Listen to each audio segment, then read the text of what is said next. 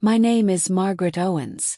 I am 78 years old, and for the last 2 weeks, I had been away in the countryside visiting my sister who just underwent surgery.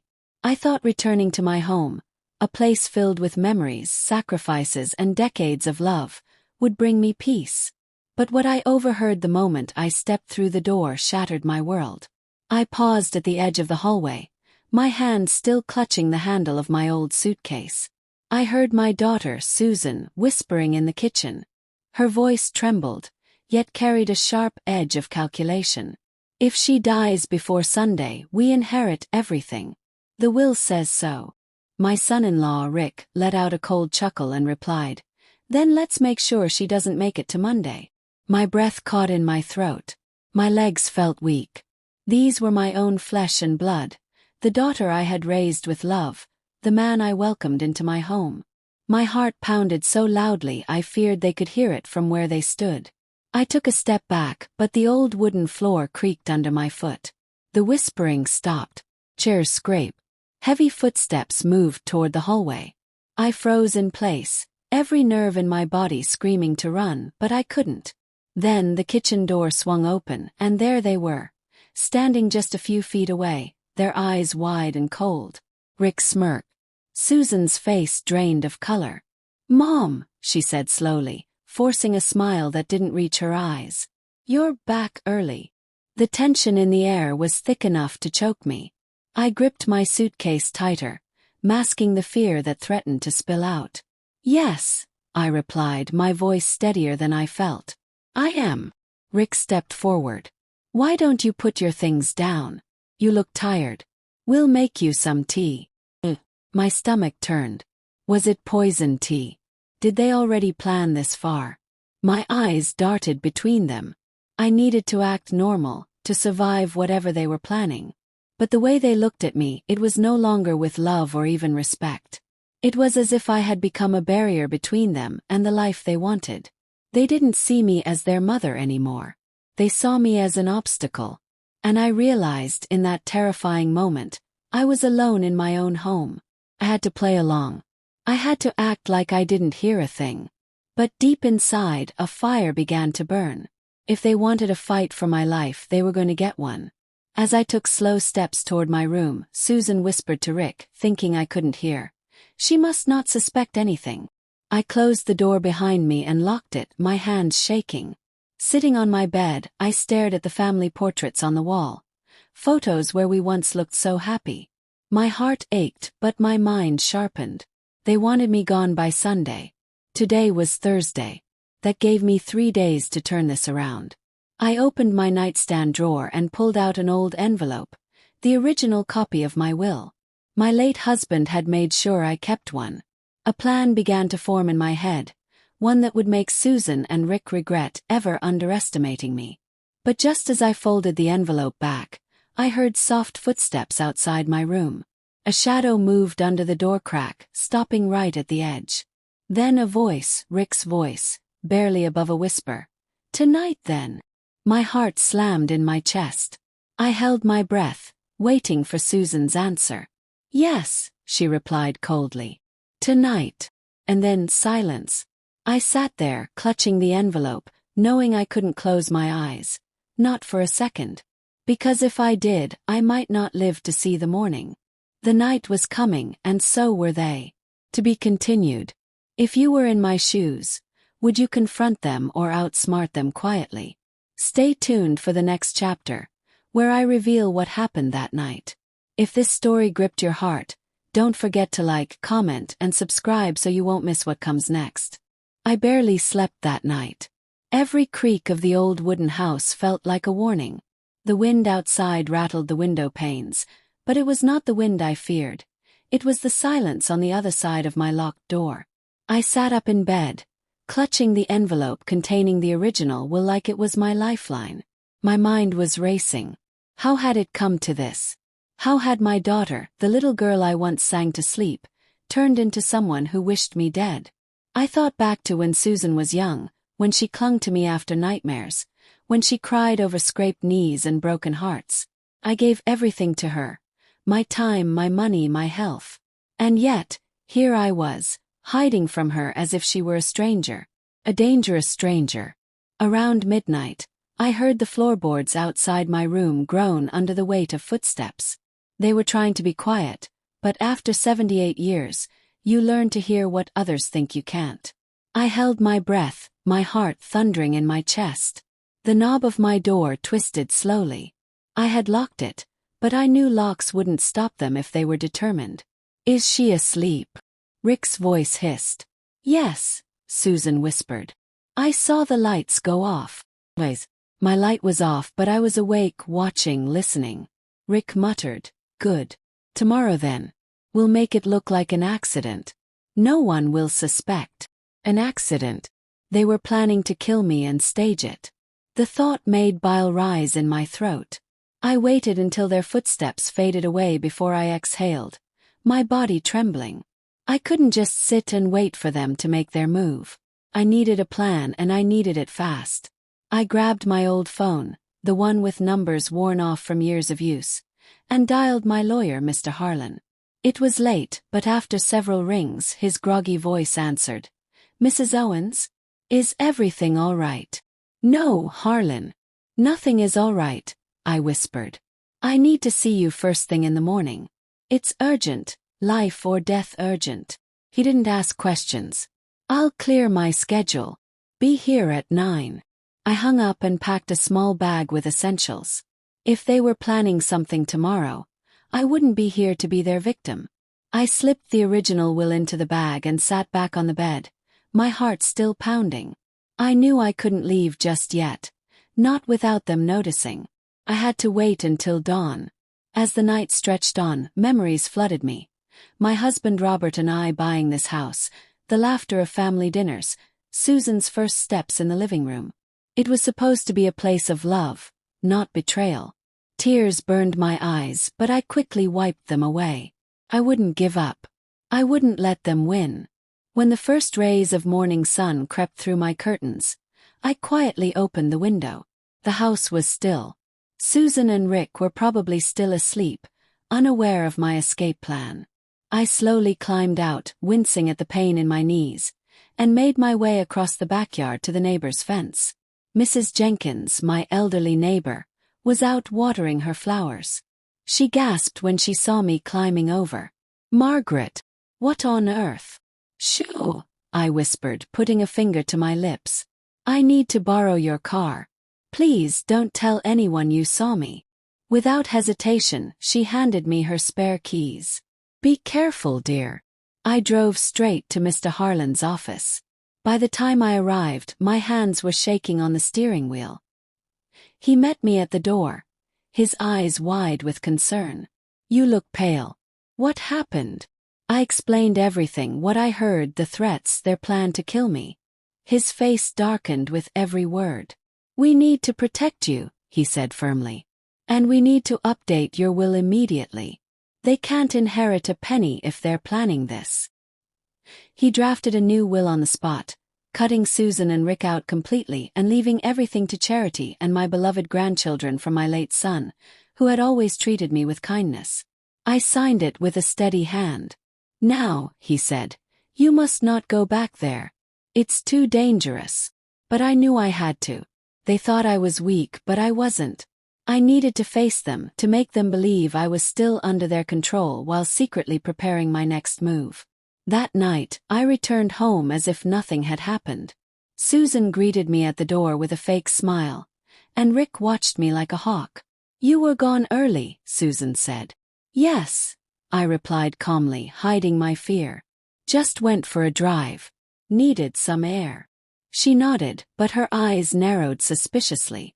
As I sat down to dinner, I noticed something strange. Rick was pouring my glass of wine. He handed it to me with a grin that chilled me to the bone. I stared at the glass. Was it poisoned? My fingers tightened around it, but I didn't drink. Instead, I smiled back. "Thank you, Rick. I'll have it later." The way his smile faltered told me everything I needed to know. That night I pretended to sleep, but I didn't close my eyes. At 2 in the morning I heard them outside my door again, whispering. "Tomorrow's our last chance," Susan said coldly. She won't see it coming. Oh, I thought, as a surge of defiance filled me. You'll be the ones who won't see it coming. I knew what I had to do. But the plan I was forming was dangerous. If I slipped up, I might not survive. Tomorrow would be the day everything changed, one way or another. The next morning, I woke up to the sound of their footsteps approaching. I quickly slipped the new will into my pocket and grabbed my bag. I had to stay ahead of them. I walked into the kitchen, forcing a smile. "Good morning," I said, my voice deceptively calm. They exchanged glances, their smiles fake and tense. "Morning, Mom," Susan said sweetly. "Big day today," Rick added with a smirk. They thought they were in control. They had no idea the tables were about to turn. But just as I turned to pour myself coffee, I noticed something. Rick's hand slipping something small into my cup when he thought I wasn't looking. Froze. My heart pounded. They were making their move. What I did next would decide everything. To be continued. Would you confront them right there or outsmart them silently? Stay tuned for the next chapter, where I make a move they never expected. If you're hooked, like, comment, and subscribe to follow this journey, because it's only getting darker from here. The bitter smell rising from that cup of coffee almost made me gag. Even without tasting it, I knew. They had crossed the line. They had gone from whispering threats to slipping poison right under my nose. My fingers trembled as I set the cup down on the counter, careful not to make a sound that would give me away. "Not in the mood for coffee today," I said, forcing a weak smile. "My stomach's upset." Susan's eyes darted to Rick, and for a moment I caught it, the irritation flickering across his face. They had expected me to drink it without question.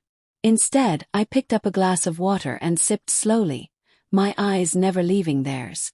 They were dangerous animals cornered by their own greed, and I was the prey pretending to be blind to the hunt. I knew I had to outplay them at their own game. I wasn't going to confront them head-on. Not yet. That would only make them desperate. No, I had to make them think their plan was working, while I quietly prepared the ground to trap them. After breakfast, Susan followed me into the living room. "Mom," she said, voice dripping with fake sweetness. "You seem tense. Are you feeling okay?" "I'm fine, dear," I lied, patting her hand. "Just tired. I think I'll rest a bit today." She smiled, but her eyes were cold. She wanted me weak. She wanted me to stay right where she could control me. While they thought I was napping, I hid in the attic with my phone. My lawyer had given me a private number for emergencies, and I used it. "Harlan, it's me," I whispered. "I need the police to be ready. I think they're going to try something soon. Very soon." He didn't hesitate. "Stay calm, Mrs. Owens. Keep a record. I'll have the authorities on standby." I hung up and stayed in the attic for hours, listening to the creaks of the house below. Every time I heard them whispering, I hit record on my phone. I needed evidence, solid proof of their intentions. When evening came, I made a show of being frail, limping slightly as I came down the stairs. Rick smirked at me. "Rough day, huh?" "You could say that," I replied, my voice trembling just enough to convince him. That night, they insisted on making dinner for me. The smell of stew filled the house, and my stomach growled. But I wasn't foolish. As Rick placed the bowl in front of me, I coughed and said, "Oh dear, I forgot to take my pills. I'll be right back." I carried the bowl with me to the bathroom, dumped the contents into a plastic bag, and flushed water down the sink to cover the sound. When I returned, I smiled weakly. "Delicious," I said, setting down the empty bowl I had switched out. Rick grinned. Susan forced a laugh. They thought they were winning. Later that night, as I pretended to sleep, I heard the soft creak of my bedroom door. My heart hammered in my chest. A shadow fell across the floor. Rick's voice came in a low whisper, "She's asleep. Should we do it now?" "No," Susan hissed. "Tomorrow morning. The insurance papers will be finalized by then." Insurance papers. My God, they had planned everything to the last detail. I waited until they left and then slipped out of bed. I tiptoed to my bag and pulled out the plastic bag containing the poisoned stew. Carefully, I sealed it inside another bag. This would be evidence. I hid it under the loose floorboard by the closet, where only I knew to look. My plan was taking shape. Tomorrow I would leave early, very early, and meet with the police. They would follow me back here, quietly, and catch Susan and Rick in their own trap. But the night wasn't over yet. Around 3 a.m. I heard footsteps again. Slower this time, more deliberate. I reached for my phone to record, and just as I did, my door creaked open. Rick stepped in, holding something metallic that glinted in the moonlight. My breath caught. It was a kitchen knife. He stood there watching me. I closed my eyes, pretending to be in deep sleep, my phone still recording under the pillow. After a tense minute, he stepped back and closed the door quietly. The moment he left, tears streamed down my face. This was no longer just about money. They were willing to spill blood for it. At dawn, I dressed quietly, slipped the evidence into my bag, and climbed out the window again, just as I had done before. My knees ached, but I pushed through the pain. I walked to the neighbor's house and borrowed her car again. By the time the sun rose, I was sitting in the police station, handing over everything: recordings, the poisoned stew, and my testimony. The officers exchanged grim looks. "Don't go back alone," one of them warned. "We'll set up surveillance. Let them think their plan is still working." He nodded. "They won't see it coming." That evening I returned home, pretending to be frail and unsuspecting. I had the police hiding nearby, ready to move at the first sign of danger. Susan greeted me with a smile so sweet it made my stomach turn. "Mom, we're so glad you're safe." "Oh, I'm fine, dear," I said, forcing my voice to shake. "Just so glad to be home." But inside I was steady as a rock. Because I knew tomorrow would be the day they walked right into my trap. Just as I was about to go to my room, I overheard them again in the kitchen. Rick's voice. "Tomorrow we end this. No more delays." Susan's reply was chilling. "Yes. She won't even make it to breakfast." And as I climbed the stairs, my heart raced, not with fear, but with determination. Tomorrow, everything would come to light. To be continued. What would you do if your own child plotted against you? Stay tuned for the next chapter, where the trap is set and the truth begins to unravel. If you're following this journey, like, comment, and subscribe, because the next twist will shock you even more. The morning sun spilled across my bedroom floor, but it did nothing to warm the chill crawling up my spine. I lay still, listening for movement. Downstairs I heard them. Susan's voice hushed and sharp, Rick's gruff and impatient. They thought today would be my last. I rose slowly, letting my knees crack as I stood, keeping up the act of frailty.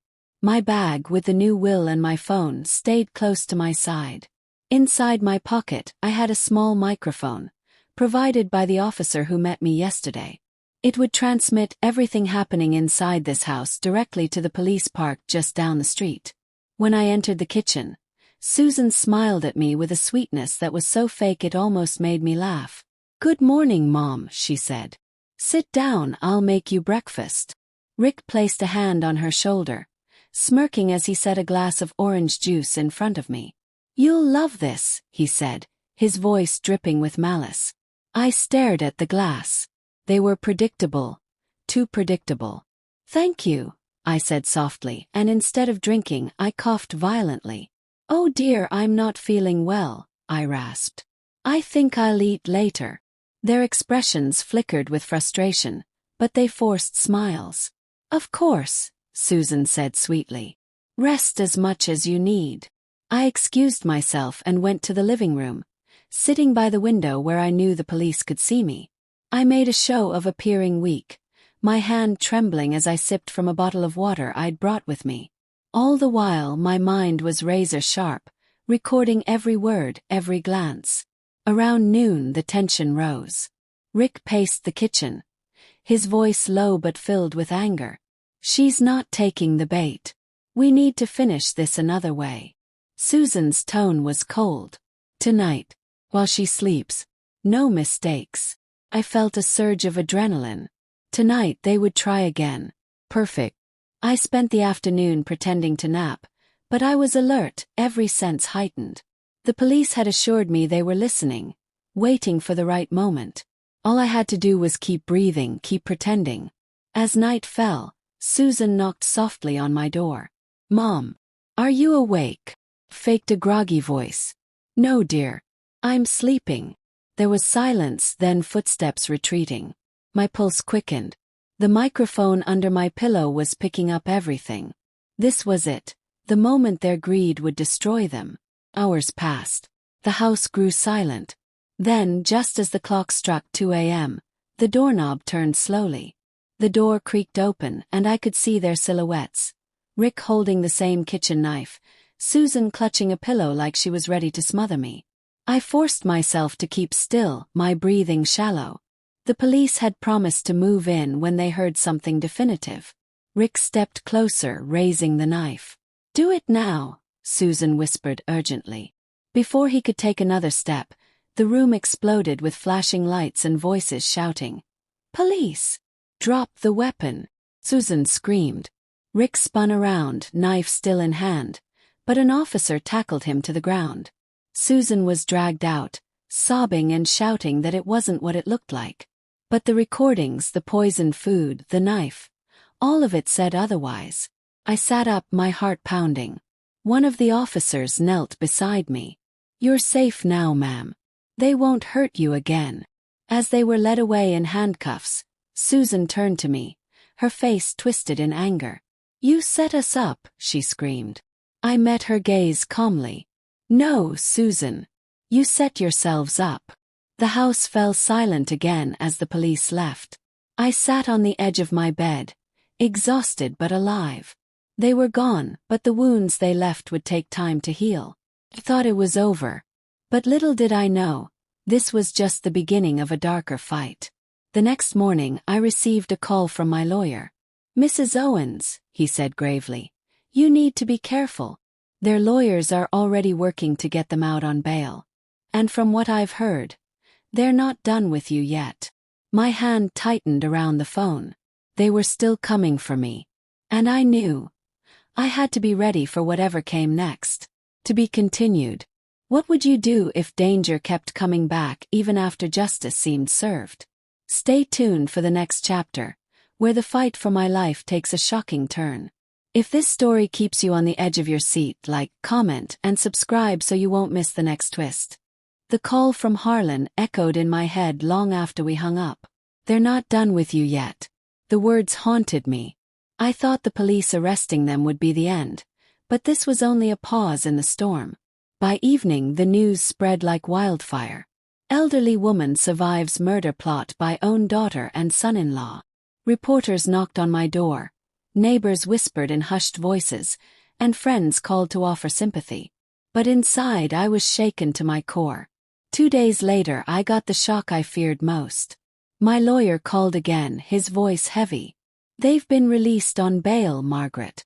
The judge agreed to house arrest for Susan and limited restrictions for Rick. "They're staying with his brother in the next town." My knees went weak. They were free. That night I sat by the window, clutching my cup of tea, watching the street. Every shadow made my heart race. I double-checked every lock, every window, but fear still seeped into my bones. I knew them. They wouldn't forgive me for exposing them. The next morning I woke up to find something chilling on my porch. A single black rose, wrapped with a ribbon. No note, no signature. My heart pounded as I picked it up. It was a message. "We're still here." I immediately called the police. They took the rose for evidence but offered little reassurance. It could be a prank, they said. But I knew better. This was their way of saying they were watching me. For the next few days I barely slept. Every night I heard strange noises outside. Footsteps crunching on gravel, whispers carried by the wind. One night I saw a car parked across the street, engine running, headlights off. When I peered through the curtains, the car sped away. Fear was creeping into my sanity, but I refused to be paralyzed by it. I met with Harlan again. "We have to move quickly," I told him.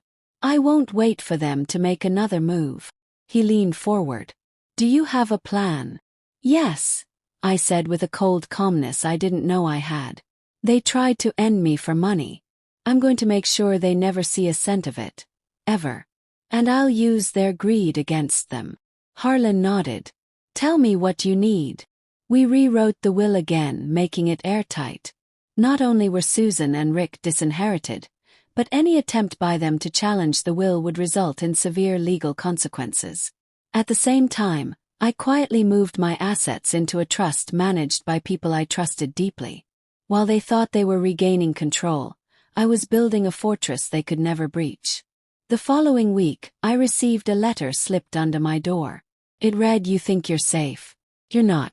Sunday is coming." The handwriting was Susan's. My hands trembled as I read it over and over. Sunday. They were still obsessed with that date, the date mentioned in the original will. The day before Sunday, I invited Harlan, 2 officers, and a close friend to stay hidden inside my house. I pretended to be alone, keeping the lights dim, moving slowly around the house as if I were defenseless. Just before midnight I heard it, the sound of the back door latch clicking. My heart pounded as shadows moved through the kitchen. Susan's voice hissed. "Quiet. She's asleep." Rick's reply was cold. "Let's finish this." I clutched my phone, recording everything while the officers stayed hidden. They crept up the stairs step by step. I could hear their breaths, their soft footsteps. When they reached my bedroom door, Susan whispered, "This is it." The door opened, and suddenly lights flashed. Officers swarmed them, guns drawn. Susan screamed, Rick tried to run, but they were both tackled to the floor. This time there was no bail, no excuses. They were arrested on the spot, charged with attempted murder while under investigation. I stood in the doorway, tears in my eyes but my voice steady as I said, "You had everything, my love, my trust, my support. And you threw it all away for greed." Susan's face twisted in rage as she was dragged away. "You'll regret this, Mom," she spat. I shook my head. "No, Susan. You will." As the police took them away, the house finally felt like mine again. But I knew this wasn't the end. Court hearings, legal battles, and emotional scars still lay ahead. The next morning the phone rang again. It was Harlan. "Margaret, you need to prepare yourself. Their lawyer is ruthless. This fight is far from over." I looked out the window at the rising sun, feeling both fear and strength coursing through me. "Let them fight," I said quietly. "I'm ready." But as I hung up the phone, something caught my eye. Another car parked down the street, watching. When I stepped closer to the window, it sped off. They weren't done. Not by a long shot. To be continued. Would you fight back or run if your own blood tried to destroy you again and again? Stay tuned for the next chapter, where their revenge escalates and I strike back harder. If you're gripped by this story, like, comment and subscribe, because the storm is only getting stronger. The following week was the longest of my life. The house, though quiet, carried the weight of everything that had happened within its walls. The smell of fresh paint from recent repairs mixed with the faint memory of fear. I tried to live as normally as I could, but the shadow of Susan and Rick's hatred lingered like a storm cloud. Court proceedings began quickly. Their lawyers argued that I was senile, claiming my recordings were fabricated, the poisoned food planted. The audacity of their lies burned through me, but I stayed calm. I presented the plastic bag with traces of poison, the audio recordings, and my own testimony with strength. The judge seemed to see through their manipulations, but the legal battle was far from over. One evening, after returning from a court session, I found my front gate hanging loosely, the screws ripped out. My heart jumped. Someone had been there. A single piece of paper flapped in the breeze, taped to the gate. It read, "You can't hide behind the law forever. We'll finish what we started." I called the police, but they could only file another report. Fear tried to creep in, but anger rose stronger. If they wanted war, they had it. The next day, I met with Harlan to discuss my next move. "Margaret, they're dangerous. You can't stay in that house," he warned. "I'm not leaving," I said firmly. "This is my home, and I'll defend it." Harlan leaned in. Then we need to take control of the narrative. They're making you out to be the villain in court. We'll bring the media into this, show the truth. The following week, I sat in front of cameras, telling my story to a local news station. The reporter's eyes welled up as I described how my own daughter plotted to kill me for money. When the segment aired, the public rallied behind me. Messages of support poured in, strangers offered help, and my case became a headline. Susan and Rick hated it. I could tell by the furious glares they gave me across the courtroom. Their arrogance crumbled as more evidence piled up. But then, something unexpected happened. One night, I received a call from an unknown number. When I answered, a low voice said, "Drop the charges or your house won't stand by morning." The line went dead. My hand shook as I hung up. I immediately called the police, who promised to increase patrols. That night I stayed awake, clutching my phone, listening to every sound outside. Around 3 a.m., I smelled something faint, smoke. My heart raced. I ran to the window and saw a small fire starting in my garden, flames licking at the dry leaves. I grabbed the extinguisher and rushed outside, coughing as I put it out. Whoever started it had vanished into the night. The next day, I had security cameras installed all around the house. I wasn't going to be caught off guard again. When the police reviewed the footage, they found a shadowy figure slipping through the fence, pouring something onto the ground. Though the face wasn't clear, the build and movements were unmistakable. It was Rick. The court hearings intensified. The evidence of the arson attempt sealed their fate further, but their lawyer fought tooth and nail, claiming the footage was inconclusive. Through it all I stayed composed, but inside the emotional toll was heavy. During one session, Susan glared at me, her eyes filled with venom. "You ruined my life," she hissed when we passed in the hallway. I looked her in the eye, my voice cold. "You ruined your own life, Susan. You chose this path." The tension in the courthouse was unbearable. The judge announced that the final ruling would come in 2 days. I felt a surge of relief knowing the end was near, but also fear, because I knew Susan and Rick would try one last desperate move before the verdict. The night before the final hearing, I sat by the window, watching the moon. My phone buzzed. A text appeared, "Tomorrow you'll pay." I locked every door, every window. I placed the phone with emergency numbers next to me and stayed awake until the first light of dawn. The police patrolled outside, but my heart wouldn't stop pounding. The morning of the final hearing, as I stepped outside, a car screeched to a halt at the end of my driveway. Rick jumped out, his face twisted with rage, shouting, "This isn't over, old woman." Before he could get closer, the police intervened, tackling him to the ground. The courtroom that day was packed. The judge's voice echoed through the room as he read the verdict. Guilty of attempted murder, conspiracy, and arson. Susan broke down crying, screaming that it wasn't fair. Rick stared at me with pure hatred as the officers handcuffed him. I sat still, tears streaming down my face. Not because I pitied them, but because it hurt to see how far my own child had fallen. The judge concluded, "They will serve 20 years without the possibility of parole." As they were led away, Susan looked back at me one last time. "I hope you rot alone," she screamed. I didn't flinch. I simply whispered, "I'll live. That's what will hurt you the most." After court, I walked out into the sun. It felt different, lighter, warmer, like the weight I carried was finally lifting. But even in victory, I knew scars remained. That night, as I sat in my quiet home, I received a letter from an unknown sender.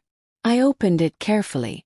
Inside it read, "We're not the only ones who wanted that inheritance." My blood ran cold.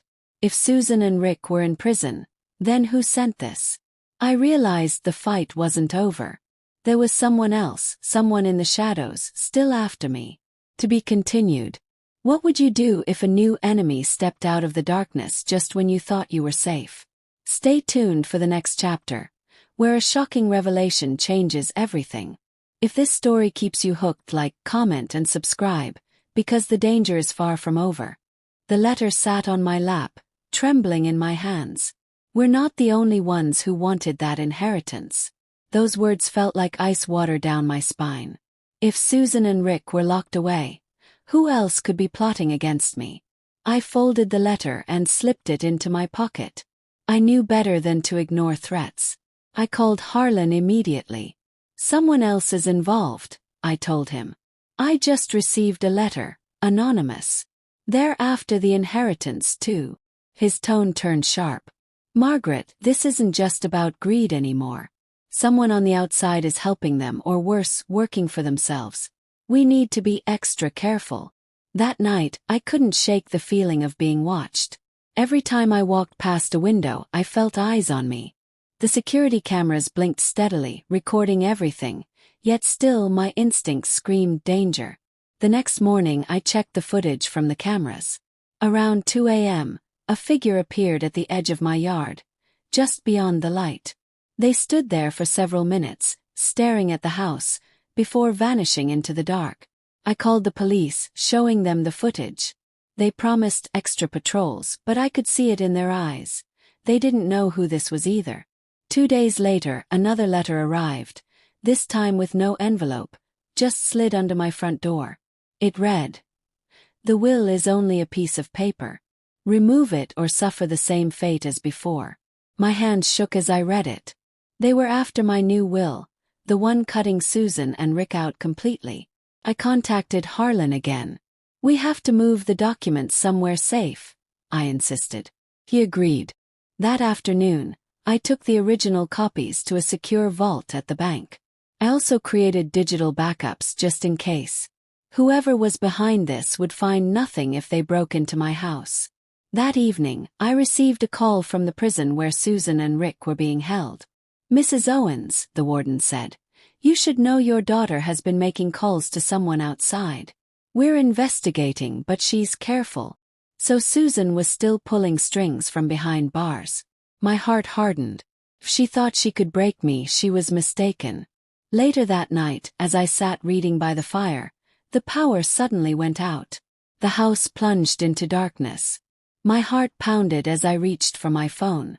The screen lit up, casting a small glow, and in that light, I saw movement outside the window. Shadow. Then another. I dialed the police with shaking fingers. "Someone's here," I whispered. "Stay inside, lock the doors." "We're on the way," the officer replied. I grabbed the small emergency flashlight and moved quietly to the hallway. I heard the back door handle jiggle, then the sound of metal scraping against it. They were trying to force their way in. My breath came in shallow bursts as I crept to the closet, where I kept an old baseball bat. I wasn't going down without a fight. The door finally gave way with a loud crack. 2 figures stepped inside, their faces covered with black masks. My heart pounded in my ears. One of them hissed, "Find the papers." They moved through the house, tearing open drawers, flipping over furniture. I stayed hidden, recording their voices with my phone. My hands trembled so much I thought they'd hear me. Suddenly one of them stopped. "Check upstairs," he whispered. My hiding place was seconds from being discovered when red and blue lights flooded the yard. The sound of sirens blared through the night. The intruders panicked, running for the back door, but the police stormed in, tackling one to the ground. The other escaped into the dark, leaving behind a trail of chaos. When the officers removed the mask from the captured intruder, my jaw dropped. It was Kevin, Rick's brother. My blood ran cold. He snarled at me. "You think this is over? You have no idea who you're dealing with." They dragged him away, but his words stuck in my head. "No idea who you're dealing with." The next morning, Harlan came to check on me. "They're desperate, Margaret. Desperation makes people dangerous." "I'm not scared anymore," I said, my voice steady. "They want to scare me into giving up, but I won't. This is my life, my home, and I'll fight for it." He smiled grimly. "Good. Because it looks like we're getting close to uncovering the full truth. Someone else is funding all this. Someone with more power than Kevin." My chest tightened. "Who?" He hesitated. "We're investigating, but we have a name. Someone close to your late husband's business partners." My heart skipped. Could this have been brewing long before Susan and Rick ever plotted against me? That night, I sat by the fire again, determined to stay strong. But as I stared into the flames, I heard a noise outside. Footsteps again. I grabbed the bat, ready to defend myself. When I opened the door, there was no one. Only a small box sitting on the porch. Inside the box was a single photograph. Me, taken from outside my window just hours earlier. On the back, written in red ink, were the words, "The real game starts now." My knees almost gave out. Whoever was behind this was close. Watching. Waiting. I clutched the photo to my chest, knowing that the next move would either save me or end me. To be continued. What would you do if the enemy watching you was someone you never suspected? Stay tuned for the next chapter, where the hidden mastermind finally reveals themselves. If this story has you hooked, like, comment and subscribe, because the next twist will leave you speechless. The photo burned in my hand like a live coal. Someone had been inside my yard, close enough to take my picture without me knowing. My heart pounded, but my resolve hardened. Whoever this was, they were bold and they wanted me terrified. But fear was no longer my master. The next morning, I handed the photo to the police. The lead investigator, Detective Marks, frowned. Whoever took this is skilled. No fingerprints, no trace. But we'll tighten surveillance. Don't open the door to anyone. I nodded, but inside I knew this person wasn't going to be caught easily. They were careful, calculated, and likely someone I had crossed paths with before. Later that day, Harlan arrived with new information. "Margaret," he said, his face tense, "we traced money transfers linked to Kevin, and they lead to a name you'll recognize. Jonathan Crane." My blood ran cold. Jonathan Crane was my late husband's former business partner, a man we had cut ties with decades ago after shady dealings surfaced. Robert, my husband, had testified against him in a legal dispute, costing him millions. He had sworn revenge, but we thought it was an empty threat. "So he's funding all this?" I asked, my voice trembling. Harlan nodded grimly. "It looks that way. He's using your daughter and Rick as pawns. With them locked away, he's still coming for what he believes is his. Your inheritance, your house, everything Robert left you." The betrayal was deeper than I imagined. This wasn't just about greed. It was about vengeance. That night I doubled my locks, checked every camera, and kept the bat by my side. I tried to sleep, but around 1 a.m., the sound of glass shattering jolted me awake. My heart slammed against my ribs. I grabbed my phone, hit record, and crept toward the noise. In the living room, a window had been smashed. Cold air rushed in. As I aimed my flashlight, a figure darted across the room. My scream caught in my throat. The figure stopped, staring at me from the shadows. "Margaret," a voice rasped. "You don't deserve any of this. Robert stole it, and now I'll take it back." It was Jonathan Crane himself, older, grayer, but his eyes burned with hatred. "You're pathetic," I spat, gripping the bat tightly. "Still clinging to something you lost decades ago." He stepped closer, smirking. "You think you're clever, hiding your will, moving your money. Have eyes everywhere. I know everything about you." Before he could take another step, bright lights flooded the house. Police officers burst in, tackling him to the ground. He roared in anger. "This isn't over. You'll regret crossing me." They dragged him out, his threats echoing in my ears. Detective Marks looked at me. "We've been tracking him. You were the bait we needed to catch him." I collapsed onto the couch, trembling. It was finally over, or so I thought. The next day, Harlan called.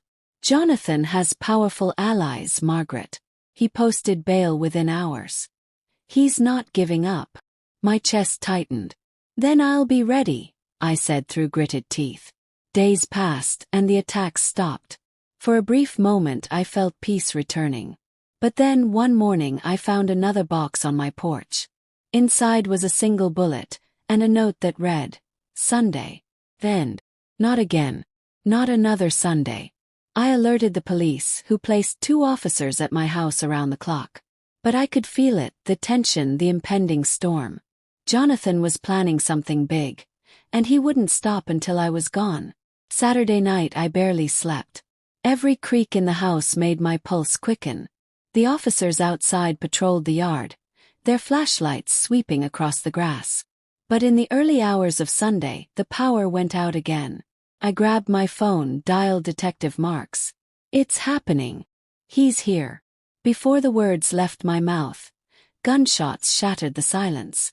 The officers returned fire, shouting commands. I hit the floor, crawling toward the kitchen to stay out of the line of fire. Glass shattered, the back door burst open, and Jonathan stormed in, gun in hand, eyes wild. "You should have signed it over," he shouted. I stayed hidden, heart hammering. The police charged in, but Jonathan grabbed me by the arm, dragging me toward the door. "You're coming with me, old woman. We'll finish this my way." "Let her go," an officer shouted. Jonathan sneered. "Not until I get what's mine." In a burst of adrenaline, I stomped on his foot and shoved him backward. He stumbled, losing his grip on the gun. A single shot rang out, then silence.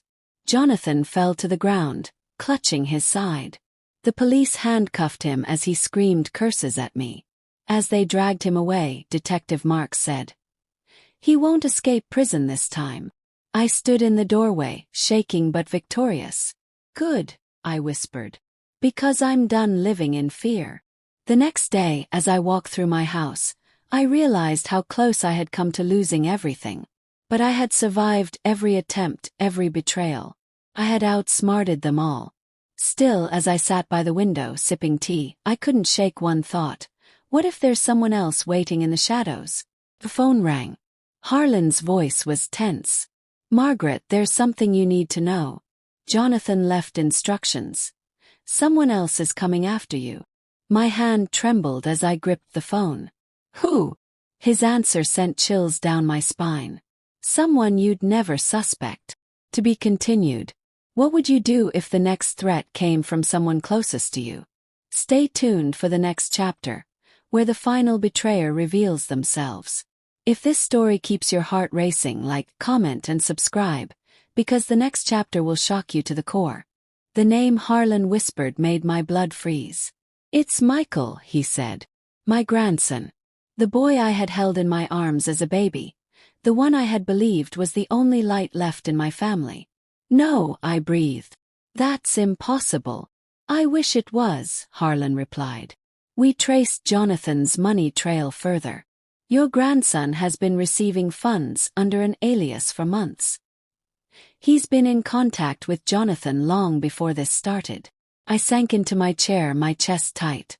Michael, my sweet Michael, had been part of this nightmare all along. Why?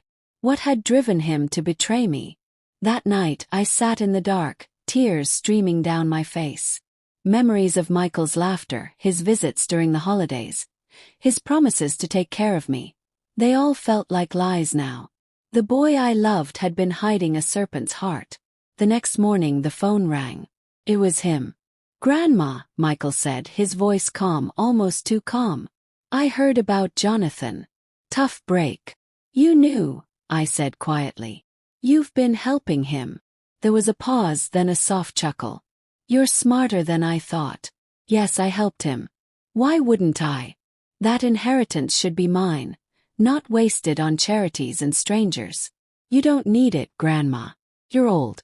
It should come to me." My hands trembled. "You've been using me. You let them try to kill me. You survived," he said coldly. "But survival doesn't change the fact that Sunday is still coming. And when it does, everything you own will finally be mine." The line went dead. I sat frozen, gripping the phone. The betrayal cut deeper than anything Susan or Rick had done. They were adults twisted by greed, but Michael was my grandchild. My heart screamed to save him, but my mind knew he was lost to me. I immediately called Detective Marks and Harlan. "Michael's involved. He's coming for me." Marks's voice hardened. "We'll set a trap. Let him think he's in control." That day we prepared. The house was wired with hidden cameras, officers stationed discreetly around the property. I played my part, moving slowly, keeping up the image of a fragile old woman who knew nothing. Night fell, and with it came the storm. Rain hammered against the windows. Thunder cracked in the distance. Around midnight, headlights cut through the darkness. Michael's car pulled into the driveway. I opened the door before he could knock.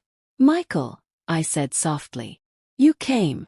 He smiled, but it wasn't the smile I remembered. It was cold, calculating.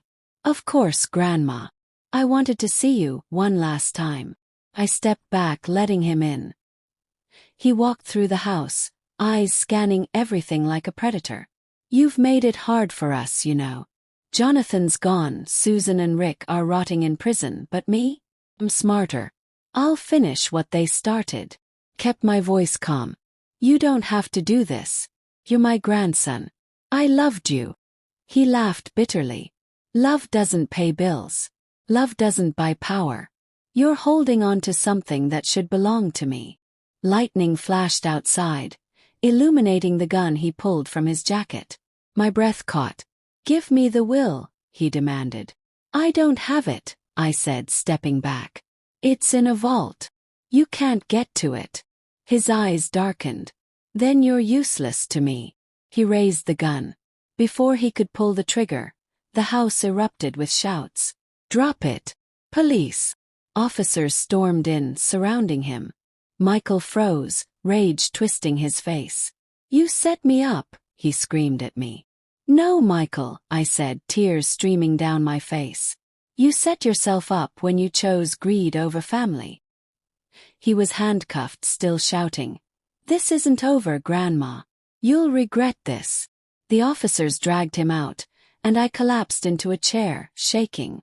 The house was quiet again, but the silence was heavy. I had lost my daughter, my son-in-law, and now my grandson, all to greed. The next day, Harlan came to see me. "You did the right thing, Margaret," he said gently. "It doesn't feel like it," I whispered. "I feel like I've lost everything." He placed a hand on mine. "You still have your life, your dignity. And no one can take that from you." As I looked out the window, the sun broke through the clouds. For the first time in months, I felt a glimmer of peace. But I also knew this battle had scarred me forever. The trial against Michael would begin soon, and with it, the final chapter of this nightmare. But I wasn't the same woman who started this fight. I was stronger, harder, and I would see it through to the end. Because this time I wasn't just surviving. I was winning. To be continued. Would you forgive someone who betrayed you so deeply? Or would you close that chapter forever? Stay tuned for the next chapter. The powerful conclusion where justice is finally served. If this story has gripped you until now, like, comment, and subscribe. The ending will leave you speechless. The trial against Michael was set for the following month, but the days leading up to it felt endless. My house, once warm and filled with laughter, now stood as a fortress. Security cameras buzzed softly, locks clicked under my fingers every night, and my trust in people had worn thin. Still I stood firm. I had survived every attempt to silence me, and now I would face the last battle. On the morning of the hearing, the courthouse was packed. Reporters lined the steps, their cameras flashing as I walked in with Harlan by my side. Inside, Michael sat at the defense table. His face calm, almost smug, as if he still believed he could win. When the judge entered, the room fell silent. The prosecutor laid out everything. Recordings of Michael's threats, bank transfers proving Jonathan Crane had funded him, and the gun recovered from his arrest. Each piece of evidence hit like a hammer, chipping away at his calm facade. When it was my turn to testify, I stood slowly, feeling the weight of every eye in the room. "I loved my grandson," I said, my voice trembling yet strong. "I raised him, cared for him, believed in him. But love doesn't excuse betrayal. Greed consumed him, and he chose to destroy me rather than stand by me. I cannot forgive what he has done, but I will not let it break me." Michael glared at me from across the room, his jaw tight. "You ruined my life," he spat when given the chance to speak. "No, Michael," I replied, meeting his eyes. "You ruined your own." The courtroom was silent as the judge prepared to read the verdict. My hands clenched tightly together, my heart pounding. "Michael Owens," the judge declared, "you are found guilty of attempted murder, conspiracy, and extortion. You are sentenced to 25 years in prison without the possibility of parole." Gasps echoed in the room.